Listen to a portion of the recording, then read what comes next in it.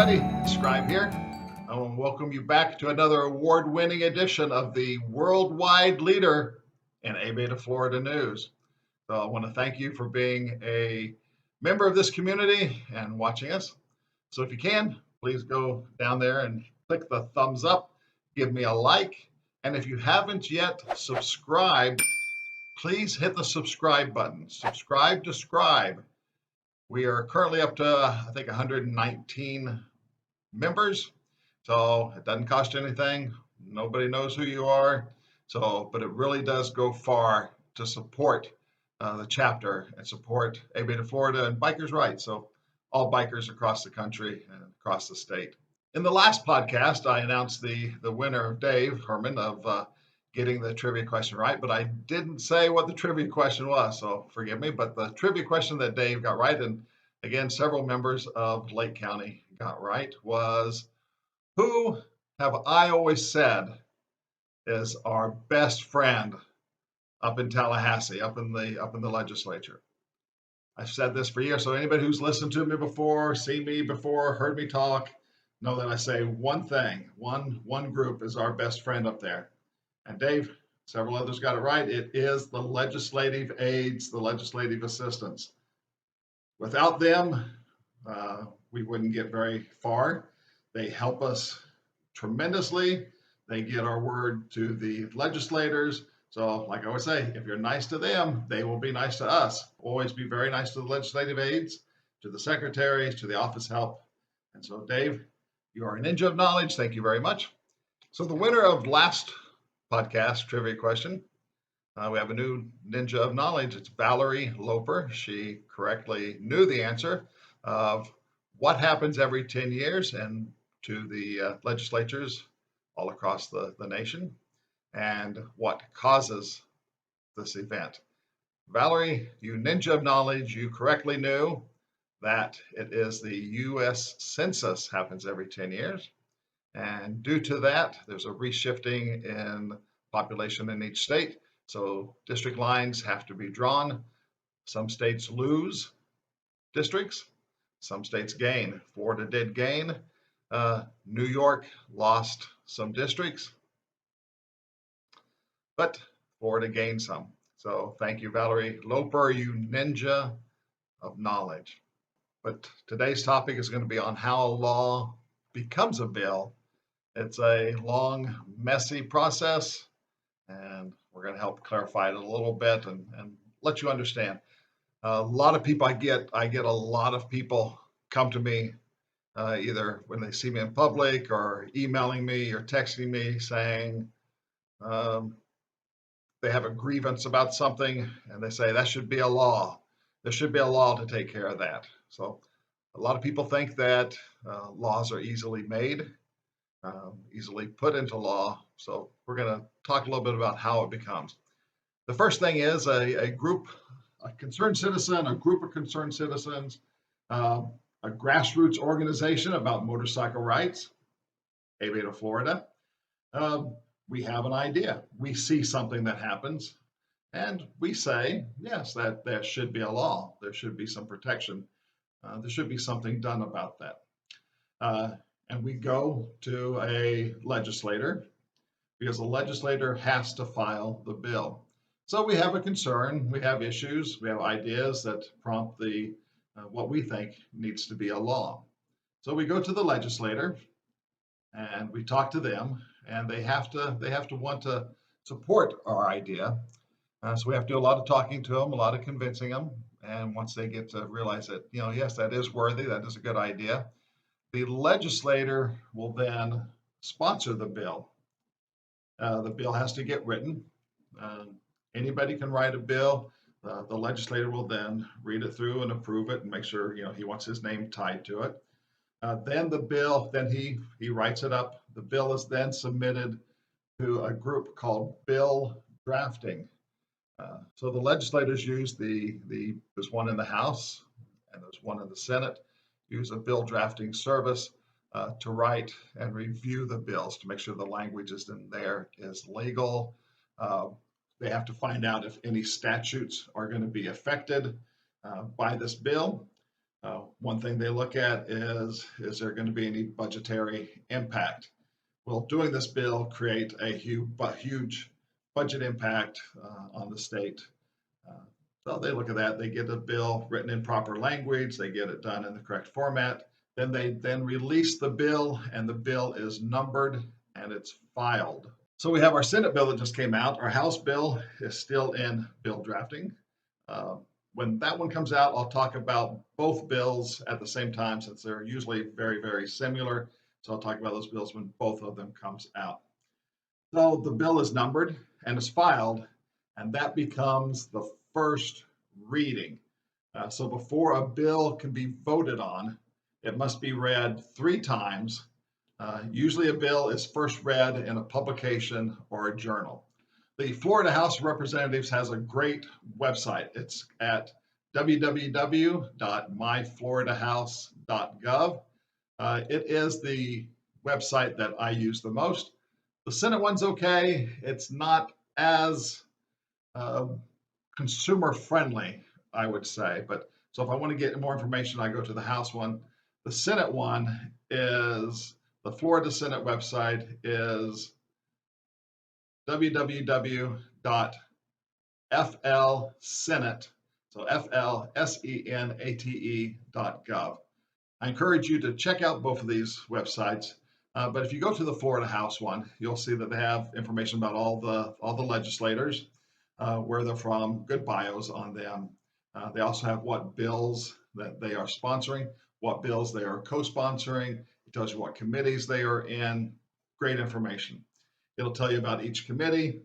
Great information about who is in the committee. So I use that when our bills are progressing through the committee chain to find out which committee members we need to contact and let them know that we want them to support our bill.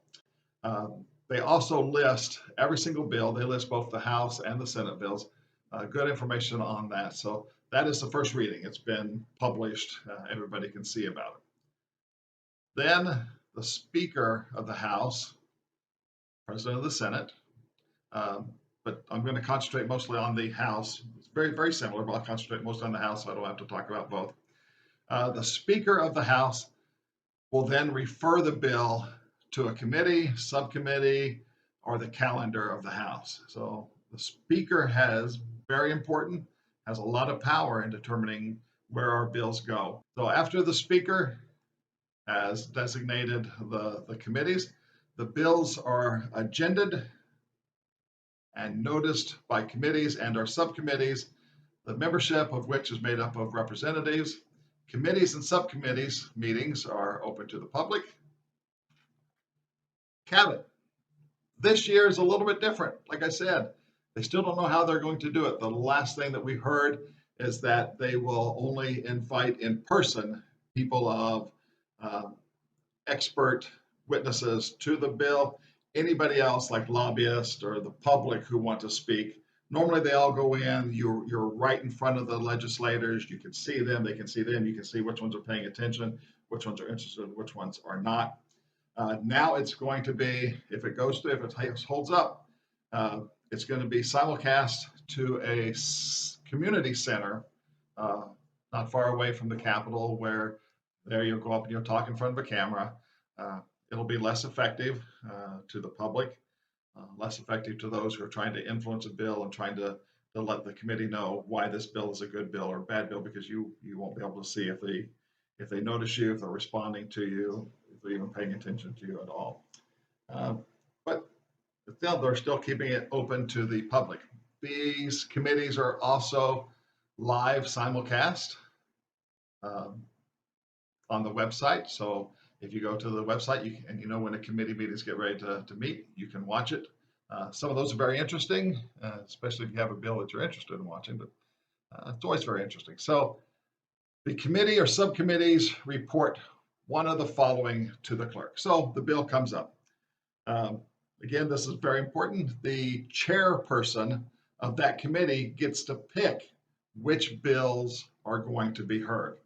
If the chairperson, which we have one, does not like a group, This chairperson can say, I am not even going to put this bill on the agenda.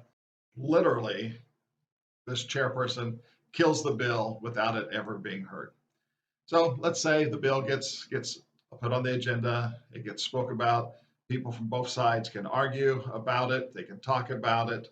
Sometimes only one side talks about it, sometimes nobody does. It's brought up, then the committee will vote on it. So three things can happen. They can pass the bill favorably, with any committee, subcommittee can add something to it. So a legislator listening to the debate can say, hey, I have an idea that might help this. How about if we do this, that? He does that in a motion. The committee yays or nays it. If passed, that little section is then added to the bill. The sponsor of the bill at that time, if they do not like the amendment, they can say, I'm done. I'm going to strike the bill. I don't want this bill to go forward. That has happened before many, many times. So it can also pass unfavorably. The bill can be voted down. The bill gets voted down, it's pretty much dead. Also, it can be tabled. It can be, we'll talk about this later. Whether later ever happens, we don't know. So once it gets out of the committees, each bill usually has 2 or 3 committees, subcommittees that it has to go through. Then the bill is placed on the House calendar. After that, the special order calendar, the Rules and Policy Committee, again, like I said in my talk about the committees, the Rules and Policy Committee is a very important committee. The Rules and Policy Committee may place a bill on special order calendar for consideration in the chamber. So the rules, they see that, they go, okay, we like this, we're going to go ahead and present it on the calendar to be considered in the chamber. The second reading in the chamber, not all bills reach the chamber for consideration. They can be stopped at any time, but bills on a special order calendar may be read a second time and amended in the chamber. Otherwise, there's the third reading chamber. After a bill has been read a third time, it is debated and a vote is taken in the chamber. So sometimes you may watch some live of the videos of the House floor, the Senate floor, where they're talking about a bill. Sometimes there's some pretty lively argument. Sometimes it's a bill that's a pretty good bill and nobody really has anything to say. There may be no argument, no discussion, people just voting. One thing that we've seen that's always been pretty interesting is when we've gone to the Capitol and we've been able to go up into the chamber viewing balcony and watch a session, is that while a vote's going on, the legislators will be in the chamber for a long period of time. They can go they will have to go to the bathroom. They can go back behind the speakers area. There's a separate area that'll have, water, soft drinks, some snacks or stuff like that. So, they can take a break for a little bit. But what they will do is they will tell some of their legislators, some of their buddies around them saying, hey, if this bill comes up for a vote, I'm in favor of it. I'm opposed to it. So please vote for me. So the legislator may be out of the chamber in the restroom. This bill comes up. His buddies know, okay, he likes this bill. So they walk over to the legislator's desk and hit the yes or no or present button, whatever they were given to. So that was something that if you haven't seen before, it's kind of interesting to see some legislators going and voting on several different legislators' desks, but it's all good. They've all been told to do that. So when a bill is passed by the chamber, upon passage, a message is sent to the Secretary of the Senate, and the Senate may vote to pass a bill with or without amendments. At the same time the House bill is going through, there is a companion bill going on in the other chamber, so in the Senate, and it's going through and it'll work through. So if the Senate says, yeah, we like our bill, we like your bill, they match, we passed ours, we passed yours, great. So it gets through both chambers without any amendments. So then it goes straight to enrollment. And once it's enrolled, it goes straight to the governor. sometimes bills don't exactly match up. So the House sends their bill to the Senate, or the Senate sends their bill to the House. They look at it.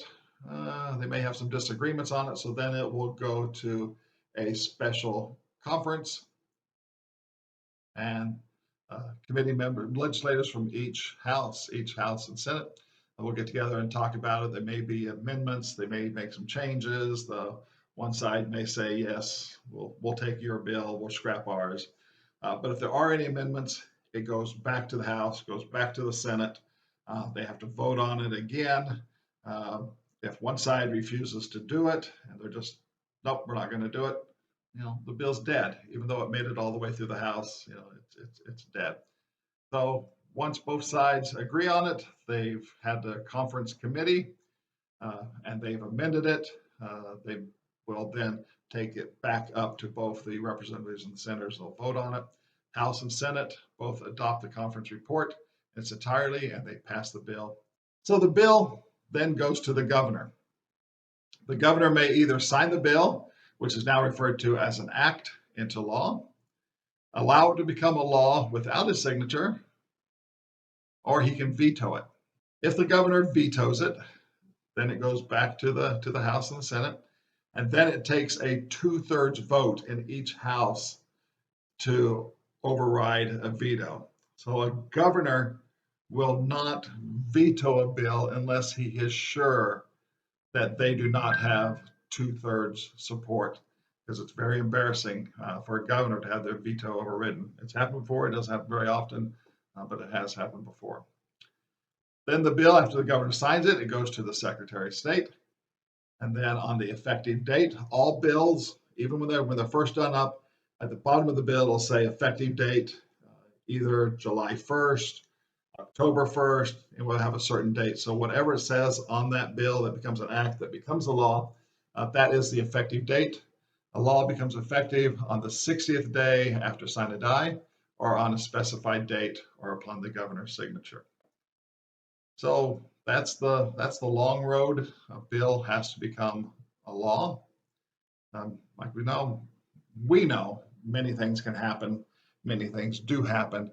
And that's why it's very important, if you're interested in a bill, if you are a believer in motorcycle rights, if you're a believer in the safety of motorcyclists or vulnerable road users, filed again, it's the one that I've talked about before, that motorists are running over us with a failure to yield. They're not stopping at a stop sign. They're not looking when they're turning. They're running over and killing us. We have a bill in there that's looking to give the judges more penalties, a little bit stiffer penalties on that. So if you're interested in that, please follow this podcast. Please consider joining ABATE of Florida. If you're in another state, please consider joining the ABATE of your state to help fight for motorcycle rights and motorcycle safety awareness. So it's very important that we keep the pressure on. It's not that we have to pass one committee, we have to pass them all. We have to keep the momentum going. We have to keep on contacting our legislators and letting them know about this bill, why it's important. I will do a video coming up once the bills are both of them are filed and have numbers, to let you know how we're going to go about that. If you are a member of my email group, I will send out very specified information on the bill, where it's going, when it's going, who you need to contact. I will give you their contact information. I will give you a brief script as an idea of what you can say, what you can write in an email, when's the best time to do it, so that you can do this all from the comfort of your home, sitting on your sofa, sitting at your desk, and take a few minutes to help support ABATE of Florida, and help support motorcyclists all over. The trivia question for this podcast is, how many Florida representatives are there in the Florida House, and how many senators are in there in the Florida Senate? Please answer below in the comment section of this YouTube channel. Do not email me, do not text me. Those don't count.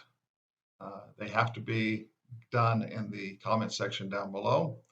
So how many Florida House of Representative legislators are there, and how many Florida senators are there? Please subscribe if you haven't already. Please share this message on all of your Facebooks, all your social medias. Tell your friends about it. Let's keep on rising up that subscription number. So I look forward to seeing you all later. Bye.